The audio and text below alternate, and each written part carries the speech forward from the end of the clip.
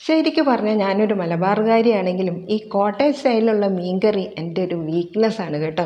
ആ ചൂടായ വെളിച്ചെണ്ണയിലേക്ക് ഉലുവയൊന്നിട്ട് പൊട്ടുമ്പോൾ പൊടിയായിട്ടരിഞ്ഞ ഇഞ്ചിയും വെളുത്തുള്ളിയും ഒരു പിടി ഫ്രഷ് കറിവേപ്പിലയും കൂടെ ഇട്ട് നല്ല പോലെ ഒന്ന് മൂപ്പിച്ച് കൊടുക്കണം.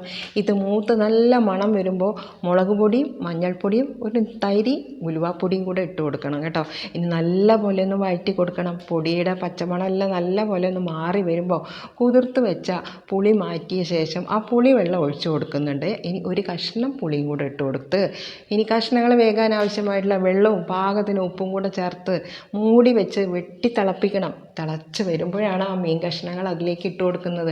കേര മീനാണ് ഞാനിപ്പോൾ ഇട്ട് കൊടുത്തിട്ടുള്ളത്.